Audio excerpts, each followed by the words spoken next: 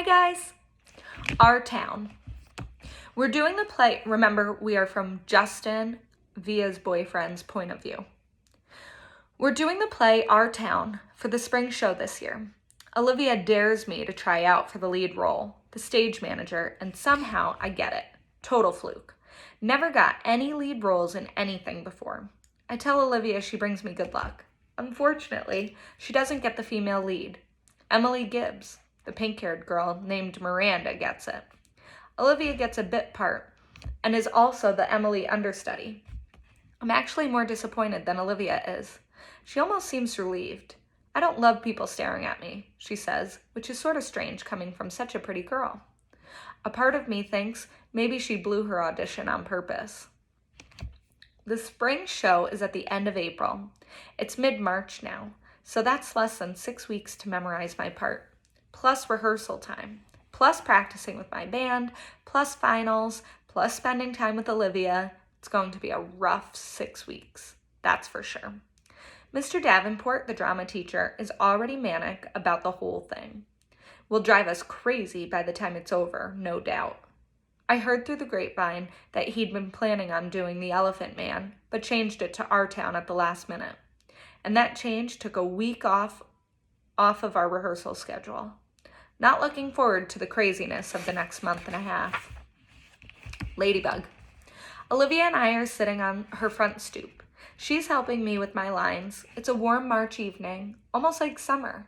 The sky is still bright, but the sun is low, and the sidewalks are streaked with long shadows. I'm reciting, yes, the sun's come up over 1,000 times. Summers and winters have cracked the mountains a little bit more, and the rains have brought down some of the dirt. Some babies that weren't even born before have begun talking regular sentences already. And a number of people who thought they were right, young, and spry have noticed that they can't bound up a flight of stairs like they used to, without their heart fluttering a little. I shake my head. Can't remember the rest.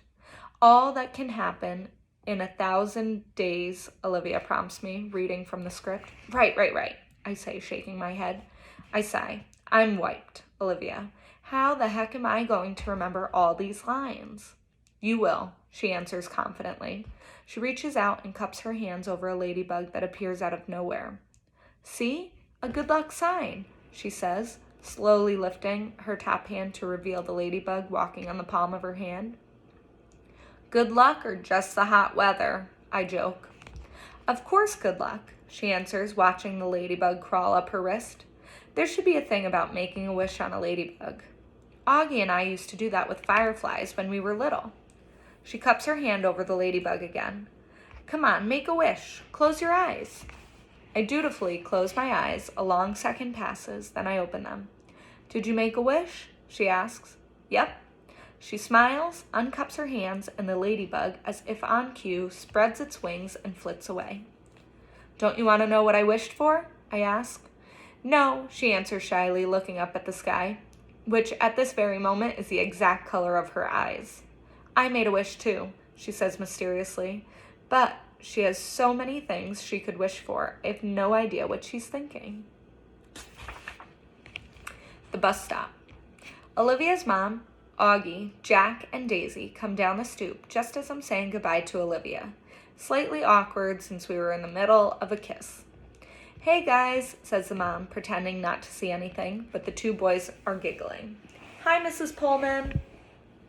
Please, call me Isabel, Justin, she says again. It's like the third time she's told me this, so I really need to start calling her that. I'm heading home, I say as if to explain. Oh, are you heading to the subway? She says, following the dog with the newspaper. Can you walk Jack to his bus stop? No problem. That okay with you, Jack? The mom asks him, and he shrugs. Justin, can you stay with him until the bus comes? Of course. We all say our goodbyes. Olivia winks at me. You don't have to stay with me, says Jack as we're walking up the block.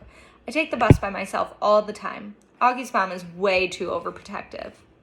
He's got a low, gravelly voice, like a little tough guy. He kind of looks like one of those little rascal kids in old black and white movies, like he should be wearing a newsboy cap and knickers. We get to the bus stop, and the schedule says the bus will be there in 8 minutes. I'll wait with you, I tell him. Up to you, he shrugs. Can I borrow $1? I want some gum. I fish $1 out of my pocket and watch him cross the street to the grocery store in the corner. He seems too small to be walking around by himself, somehow. Then I think how I was that young when I was taking the subway by myself. Way too young. I'm going to be an overprotective dad someday. I know it. My kids are going to know I care. I'm waiting there a minute or two when I notice 3 kids walking up the block from the other direction. They walk right past the grocery store, but one of them looks inside and nudges the other 2, and they all back up and look inside. I can tell they're up to no good. All elbowing each other, laughing. One of them is Jack's height, but the other 2 look much bigger, more like teens. They hide behind the fruit stand in front of the store, and when Jack walks out, they trail behind him, making loud throw-up noises. Jack casually turns around at the corner to see who they are, and they run away, high-fiving each other and laughing. They're little jerks. Jack crosses the street like nothing happened and stands next to me at the bus stop, blowing a bubble. Those friends of yours? I finally say. Ha, he says. He's trying to smile, but I can see he's upset. Just some jerks from my school, he says. A kid named Julian and his 2 gorillas, Henry and Miles. Do they bother you like that a lot? No, they've never done that before. They'd never do that in school, or they'd get kicked out. Julian doesn't even live around here, so I guess it was just bad luck running into him. Oh, okay, I nod.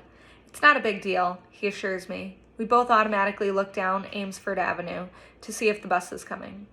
We're sort of in a war, he says after a minute, as if that explains everything. Then he pulls out the crumpled piece of loose-leaf paper from his jean pocket and gives it to me. I unfold it, and it's a list of names in 3 columns. He's turned the whole grade against me, says Jack. Not the whole grade, I point out, looking down at the list.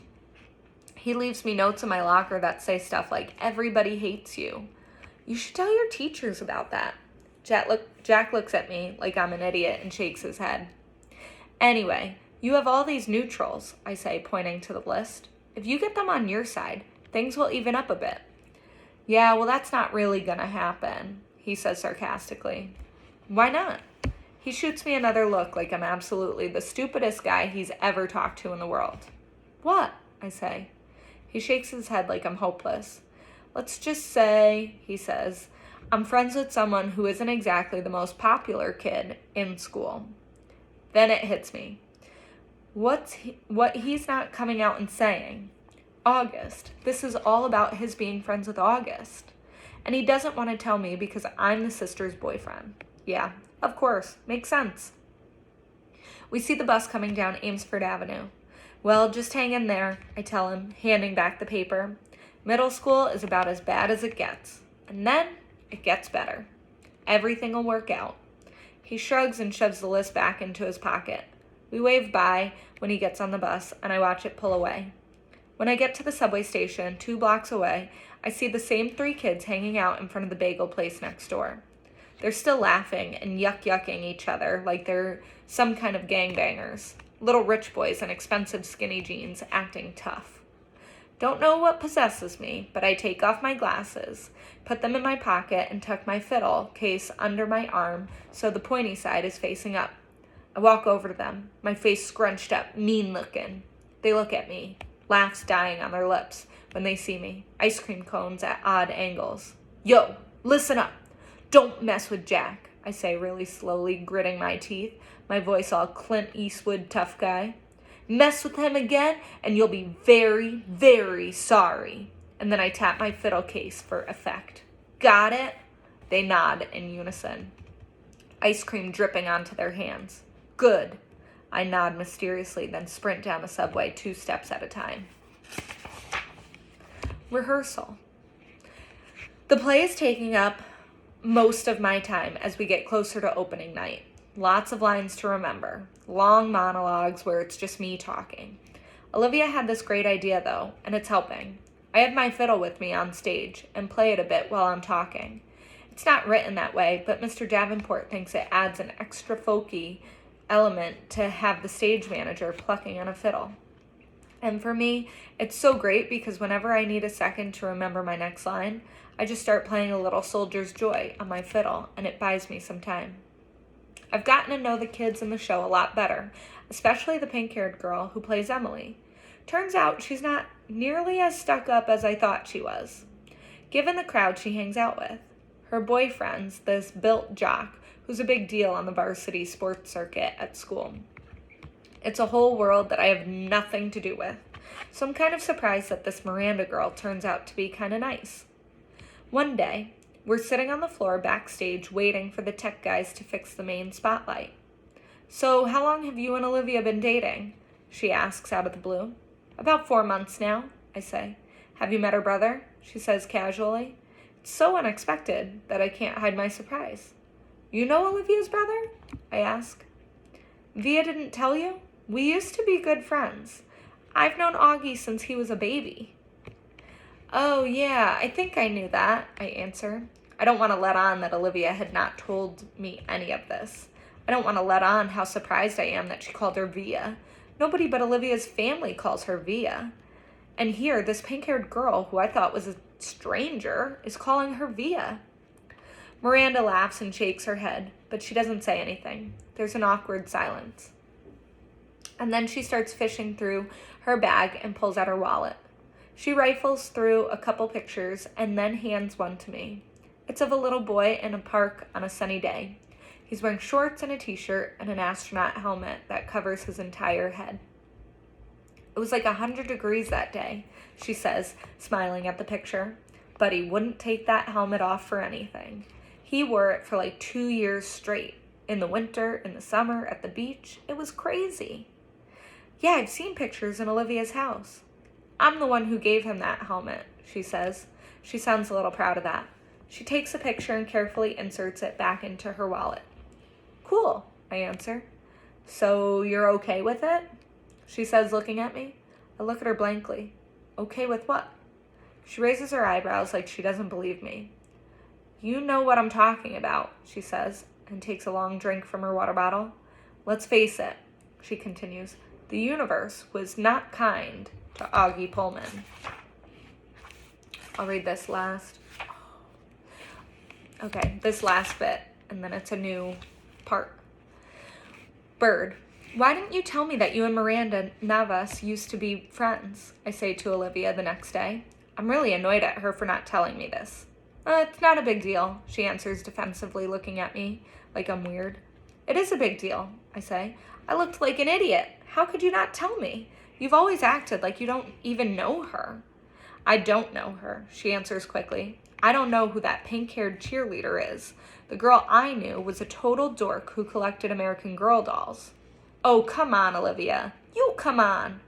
"You could have mentioned it to me at some point," I say quietly, pretending not to notice the big, fat tear that's suddenly rolling down her cheek. She shrugs, fighting back her bigger tears. "It's okay. I'm not mad," I say, thinking the tears are about me. "I honestly don't care if you're mad," she says spitefully. "Oh, that's real nice," I fire back. She doesn't say anything. The tears are about to come. "Olivia, what's the matter?" I say. She shakes her head like she doesn't want to talk about it, but all of a sudden, the tears start rolling a mile a minute. "I'm sorry. It's not you, Justin. I'm not crying because of you," she finally says through her tears. "Then why are you crying?" "Because I'm an awful person." "What are you talking about?" She's not looking at me, wiping her tears with the palm of her hand. "I haven't told my parents about the show," she says quickly. I shake my head because I don't quite get what she's telling me. "That's okay," I say. "It's not too late. There's still tickets available." "I don't want to come to the show, Justin," she interrupts impatiently. "Don't you see what I'm saying? I don't want them to come. If they come, they'll bring Augie with them. And I just don't feel like—" Here she's hit by another round of crying that doesn't let her finish talking. I put my arm around her. "I'm an awful person," she says through her tears. "You're not an awful person," I say softly. "Yes, I am," she sobs. "It's just been so nice being in a new school where nobody knows about him, you know? Nobody's whispering about it behind my back. It's just been so nice, Justin. But if he comes to the play, then everyone will talk about it. Everyone will know. I don't know why I'm feeling like this. I swear, I've never been embarrassed by him before. I know, I say, soothing her. You're entitled, Olivia. You've dealt with a lot your whole life. Olivia reminds me of a bird, sometimes, how her feathers get all ruffled when she's mad and when she's fragile, like this. She's a little lost bird looking for its nest. So I give her my wing to hide under. Last part, the universe. I can't sleep tonight. My head is full of thoughts that won't turn off. Lines from my monologues, elements of the periodic table that I'm supposed to be memorizing, theorems I'm supposed to be understanding, Olivia, Augie. Miranda's words keep coming back. The universe was not kind to Augie Pullman. I'm thinking about that a lot and everything it means. She's right about that. The universe was not kind to Augie Pullman. What did that little kid ever do to deserve his sentence? What did the parents do? Or Olivia? She once mentioned that some doctor told her parents that the odds of someone getting the same combination of syndromes that came together to make Augie's face were like 1 in 4 million. So doesn't that make the universe a giant lottery then? You purchase a ticket when you're born, and it's all just random whether you get a good ticket or a bad ticket. It's all just luck. My head swirls on this, but then softer thoughts soothe like a flatted third on a major chord. No, it's not all random. If it really was all random, the universe would abandon us completely. And the universe doesn't. It takes care of its most fragile creatures in ways we can't see, like with parents who adore you blindly, and a big sister who feels guilty for being human over you, and a little gravelly-voiced kid whose friends have left him over you, and even a pink-haired girl who carries your picture in her wallet. Maybe it is a lottery, but the universe makes it all even out in the end. The universe takes care of all its birds. Have a great weekend, boys and girls. Bye.